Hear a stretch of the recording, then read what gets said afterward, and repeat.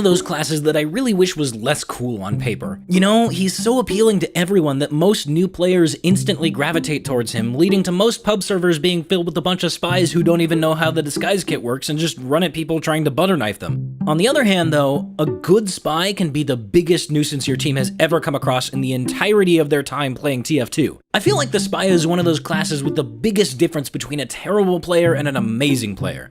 Except maybe sniper. Anyway, as always, stereotypes don't apply to everyone. This series is heavily exaggerated for the sake of comedy. Don't take it seriously. Blah, blah, blah, disclaimer, blah, blah, blah. You get the idea, right? Okay, let's go.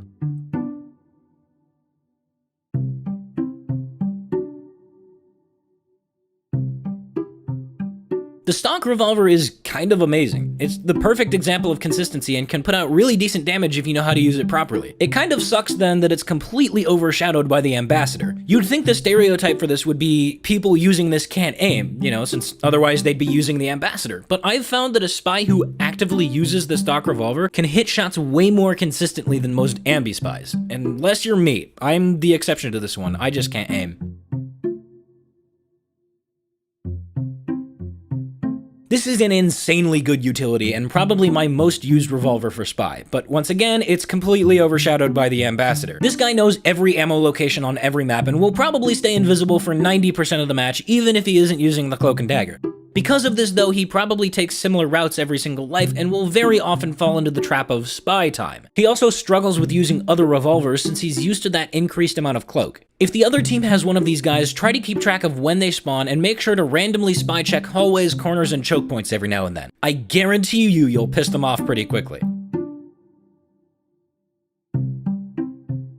This weapon is actually really good. Some would even call it overpowered. I mean, hell, you get free crits just for doing things a spy should be doing anyway. People who use the Diamondback recognize this and abuse the hell out of it. Fortunately though, it's once again overshadowed by the ambassador. It's a good thing most spy mains are too busy jerking it to VODs of Akuma, otherwise the Diamondback would be a way more common choice and would be even more annoying of a problem than it already is. As it stands though, if you see a spy with a Diamondback, just be prepared for bullshit, because there is an approximately 75% chance that halfway through your fight with him, some random dispenser across the map will finish sapping and he'll get a crit out of nowhere. You know, I would say this is overshadowed by the ambassador, but that kind of implies that it has good qualities to begin with. Well, I mean, I guess it used to be really good, but now its primary upside is bugged and only works in about half of its intended use cases, so now it's just a shittier stock revolver. If you see a spy using the Enforcer, he's probably just going on a little nostalgia trip, reminiscing about the days when it was stupid OP, or he's just got a Kritzkrieg medic pocketing him, which I have to admit is pretty fun.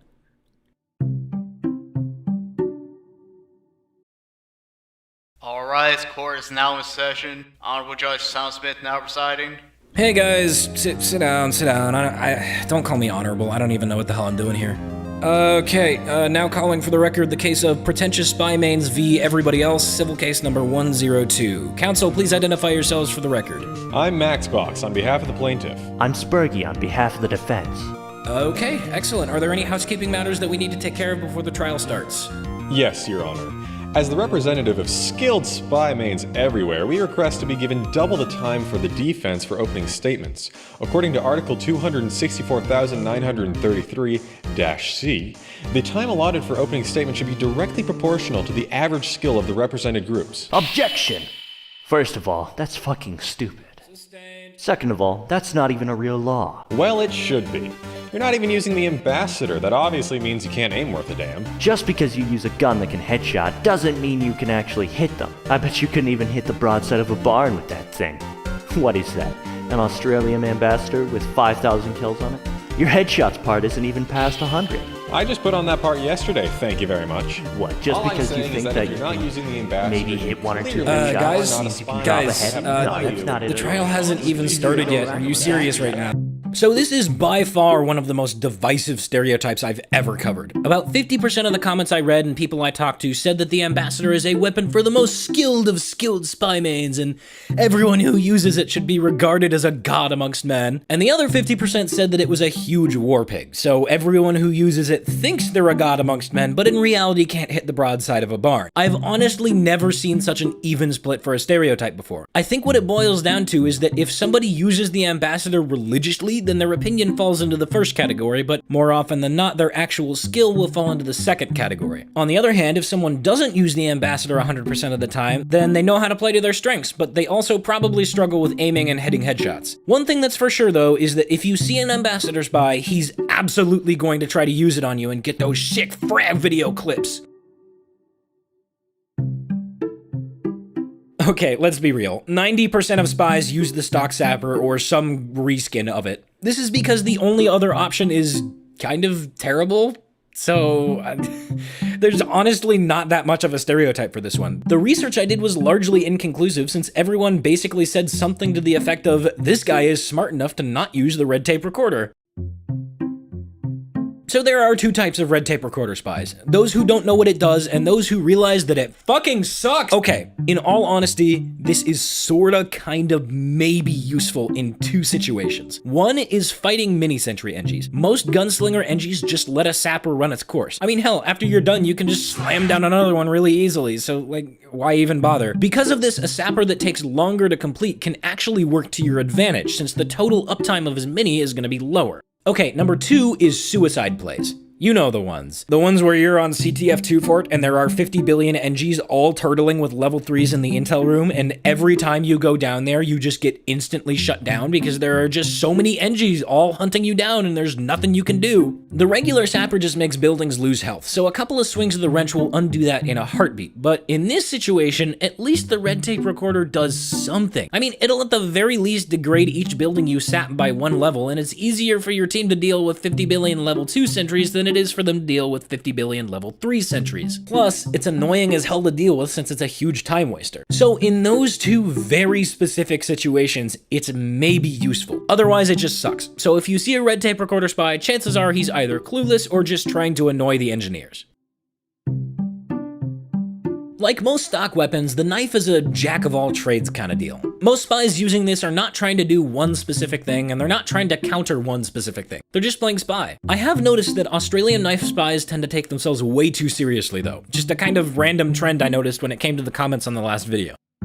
Anyway, if you see a stock knife spy, just be prepared for anything. And by anything, I mostly mean them trying to butter knife you a lot, but like also some other stuff, I guess. I don't know.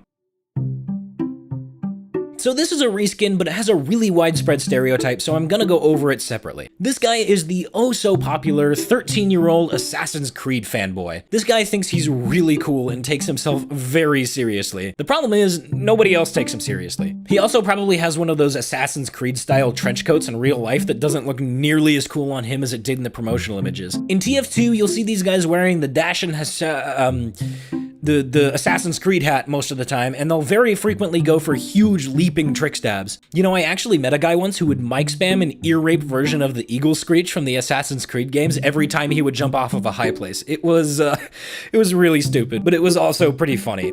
I just wish I hadn't told KJ about this, because now he's taken to using the sharp dresser a lot and doing that exact thing. Wait, what the? This guy puts way too much faith in his disguise. Sadly, disguises really aren't as good of a tool as they once were, since they just don't fool that many people anymore. Not even the instant disguise that this weapon offers is really convincing. You'll often see these guys jumping in and going for huge chain stabs on the payload, only to find that nobody's buying their disguise and either dying or just popping their dead ringer to get out.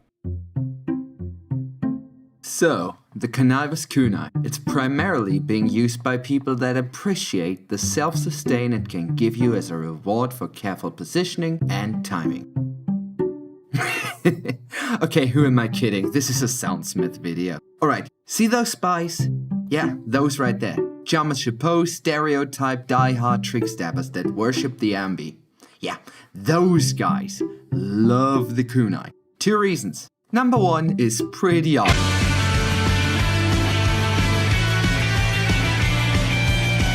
Number 2, they think that with the kunai and dead ringer, they're pretty much invincible while trick stabbing a whole team. Look, this is what they think they look like.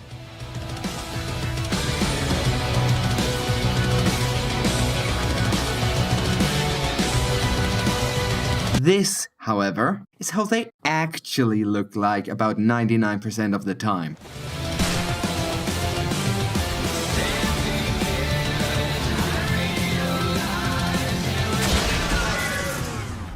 I'm afraid not. I won't claim that the kunai is an actual war pig, but hell, if the ambassador gets the gun spot for a war pig, then this one right here is the knife among them. Anyways, Ethan, you're gonna zoom by Tim Allen. No, go away. I don't want to be zoomed by Tim Allen. You had 5 health. No. If only I could aim the revolver. Stop chasing me with your zoom by Tim Allen. legitimately, Go away. No fucking joke. I had a dream last night where I broke a kid's toy and I had to buy him a new one. Oh yeah? You broke his Zoom by Tim Allen DVD. No, what happened was okay, Tim Allen had to do with it. Wait, really? Yes, I'm not even fucking with you. This is due to all of Oh our my God. shenanigans last night. So a drug war. Hey, you want some of that zoom? I'm not even fucking with you. I'm not even fucking KJ, with go you. away. No, He wouldn't KJ, speak. KJ, This is stop. the best part, right? KJ, go Oh, away. that was a vacuum! No, it wasn't. No, No, you it wasn't. Fuck off. Like, you guys might be thinking I'm joking. I'm not. This is completely serious. That happened in my dream. He Okay. also didn't speak English. He only talked in grunts. So he was like, so Tim Allen was a fucking Neanderthal drug dealer who would just talk in grunts, going, "Arr, arr, arr, arr, arr." That's amazing. I'm not my chance. Oh no, I got bamboozled. I got zoomed by Tim Allen. And I'm gonna, That's I'm so gonna tell you great. something that, and then all I knew was that I ran into him. He just talked in grunts, and then the dream ended. That was the first time in my entire life that I woke up laughing. My How does God. that happen? That is incredible. How does the dream make you wake up laughing? Can we heard like have so this much this conversation? morning. Can we just like have like for the freaking figure stereotype? Can we just like literally just like Yes. have this conversation just be recorded? Yes. And I'm you gonna start do laughing. it. It's like get ready. You think I'm not gonna do it, but I'm gonna fucking do it, dude. I know that probably didn't make any sense whatsoever, but I promised I'd put it in, so there you go. Okay, so the big earner tends to be used by spies who really like going for chain stabs or spies who have trouble getting away after they get a single stab. It's really not that common of a choice to see since it puts you below the 100 damage threshold, meaning you can be one-shot by soldiers, demos, and scouts. So usually big earner spies will be either completely clueless and just give you free kills for the most part, or they're comfortable enough with their acting, movement, and cloak management to get that first stab. This guy just hates pyros. You know, come to think of it, there are a lot of weapons that seem to be designed specifically to counter pyro. Anyway, another thing to keep in mind is that this guy is gonna get tons of face stabs on you. I've heard rumors that it actually has a slightly longer range than the other knives. Not like Eyelander levels of range, but it's just enough to get face stabs way more than other knives. Now, I didn't really find anything to support this, I just heard a couple people mentioning it offhand, but I have noticed that I do tend to get face stabbed more against this. Of course, according to Spycicle Spies, it wasn't a face stab, it was an over-under C2C matador stare corner random Latin word they threw in so people would think they're smart stab. You just need to get good, obviously. This is another one of those items that I have to go over, even though literally everyone uses this. There's not really a stereotype associated with the disguise kit itself, except maybe Spy Crab, but I guess we can go over the two most obvious types of people associated with disguises in general. First, we've got this guy. I don't think he's quite figured out that his cunning and masterful plan of disguise as scout and run straight at the entire enemy team isn't really fooling anyone. And then we've got this guy, who just graduated at the top of his class in the fucking Daniel Day-Lewis School of Method Acting. Despite the fact that disguises are generally a pretty crappy tool, he somehow manages to fool everyone. I don't know, I guess the only time disguises stick out is if they're hilariously bad or terrifyingly good.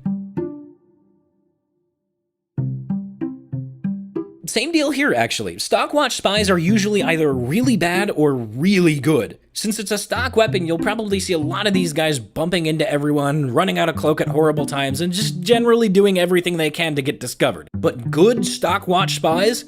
Oh man, don't even bother trying to catch these guys. They know exactly where you're gonna go and how to avoid you, and can perfectly maneuver through an entire team of enemies without being discovered. I'm still pretty bad at this myself, but one of the most satisfying things to do as spy is to escape certain death with your own movement and skill, and not by just pressing right click and being halfway across the map instantly. We now return to our feature presentation, Inside the Mind of a Cloak and Dagger Spy. Oh man, lately I've just been having so much trouble staying alive as spy. Whenever I cloak and try to get to safety, my cloak runs out, revealing my thick yet fragile body. The other pocket watch thing doesn't even make me invisible when I open it. I think it's broken. But on the bright side, I found this other watch that allows me to wait in one spot until the exact precise time for me to strike. I can literally stand in one spot and only move if someone's gonna accidentally walk into me. I can't get killed if the enemy never sees me. This guy's playstyle is much more slow and methodical than most other spies, and by that, I mean he's gonna be in the same friggin' corner for the entire match. Lots of cloak and dagger spies have trouble managing their cloak with other watches, so they'll spend a lot of time standing still and recharging their watch in a hotly contested area. This is also why most of the time you find a cloaked spy with this watch, your first reaction is probably gonna be something along the lines of, "What the hell were you even doing there?" Regardless, this weapon is pretty fun to use when you're messing with people, and it's nice when you're up against a team that's pretty aware and you need to pick and choose your time to decloak carefully. You're still not gonna get that much done though. Oh boy. Oh man, where do I even start with this thing? Okay, hang on, I've got an idea. Fuck this weapon.